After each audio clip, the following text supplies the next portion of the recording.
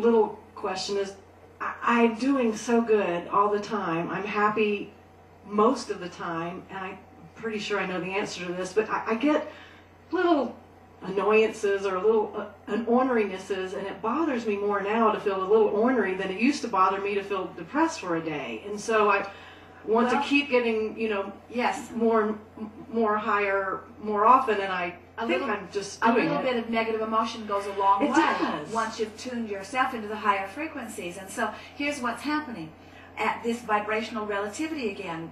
Once you have tasted this connection, and once you have worked to hold yourself there more, your emotional set point becomes activated there more of the time. And then when you dip into those lower frequencies, it's just like you're sticking out even more. It's a very good indicator.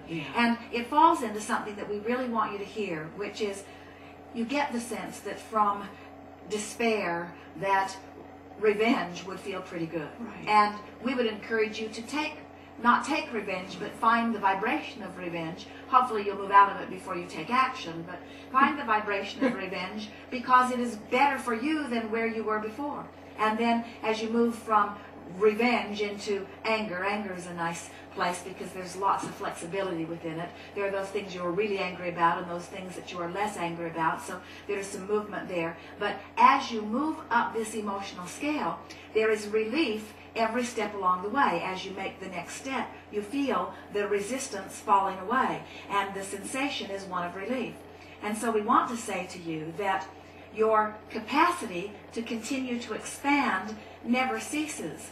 Therefore, your ability to release resistance never ceases. So you will never get to a place that there is not the potential of yet feeling better. And so that's why we see it with Esther too. When something happens where she's not close to the vibration that she's used to living in, she takes it very hard because she is accustomed to this high-flying vibration. It's who you really are. And we like it when you get picky like that. We never want you to settle back in. Our friend earlier, we agreed awkwardly and under great duress that we could maybe call that subconscious, but what we really want to call it is insensitivity.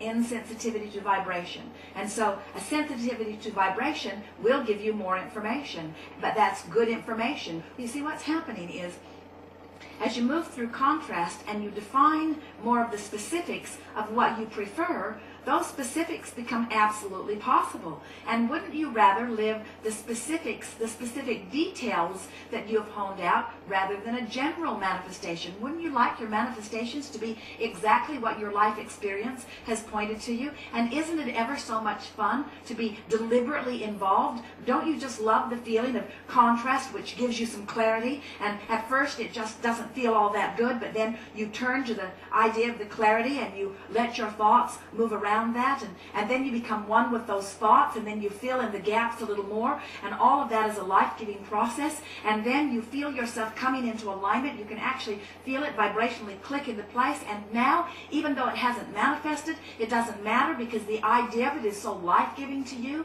And now you're in this place of feeling good, and now you also now have access to a whole array of contrasting experiences. But the contrasting experiences from this new, better feeling place are not the range of contrasting experiences that you had before. You've cleaned your vibration up. So now the range of contrasting experiences is much cleaner, much better feeling. The low point may be frustration, while the high point is ecstasy. You're not dipping down into worry or disappointment or discouragement or fear or any of that. But still, that vibrational relativity is there. And so this new idea is born out of that, and at first it's an awkward idea, but you work on it until it becomes familiar. It begins to feel more and more like the next logical step, and all of that is life-giving. It all feels so good, and now you're in alignment with it, and now you're in a whole new place with a new set of contrasting experiences. You can parlay yourself into such fabulous feeling emotions. In other words, you don't need ecstasy and agony in order to carve out your life experience. You can have ecstasy and less ecstasy. You can say it is fabulous and even more fabulous. You can say I'm full of love and like. In other words, right? You don't have to move into not good feeling emotions. Now we acknowledge that you do, human dear hearts, you do tend to launch more dramatic, rockets of desire from broader ranges of contrast. Right. And frankly, a lot of you seem to like the drama of that. In other words, there's something sort of exhilarating about really knowing what you don't want, which really helps you to know what you do want.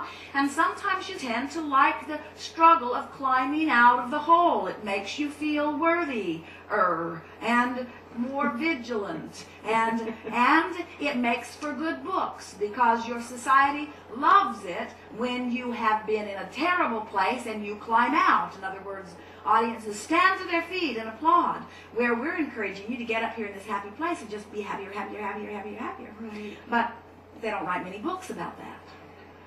Well, when I was a kid, people always said, you're overly sensitive, you're too sensitive, and now I can see that that level of sensitivity I have, I'll be able to crawl out of this hole of joy into, you know, when you said on the last cruise, there's relief from joy, that was like the most profound thing I'd ever heard, and now I'm just... Well, you said it to us from your true point of knowing when you said, things that should only bother me a little bother me a lot. So what's happening is a person could theoretically have this range, desire over here and vibrational habit of thought over here. Then your low point could maybe be anger, and your high point could be love. Love about a few things and anger about a few things, or maybe a lot of things. But as you work your way up the emotional scale, what begins to happen to you is you begin to close the gap. And as you maintain a vibration that goes maybe from frustration to joy, you begin living a different life experience. It's fascinating to watch that the things that were accessible only to you because you were in this range now are out of range. You literally vibrate yourself out of the possibility of having any of those experiences. And people who are watching you begin to see the changes reflected in your manifestations. And they say, what's going on with you? And you have to say, I just came to the place where I stopped giving a rip what any of you think I should do, and I began to care intensely about how I feel, and on a moment-to-moment basis I just paid attention to how I feel, because I don't want how I feel to be unconscious. And as I am aware of how I feel, I am now deliberately moving myself consistently into a better and better vibration, so that more of the things that are being held for me in vibrational escrow are flowing into my experience, and there is such a steady stream of wonderful stuff flowing in that I'm no longer worrying about the things that I want that haven't yet flowed in, because I'm frankly pacing myself through all this good stuff. Yes. Thank you very much.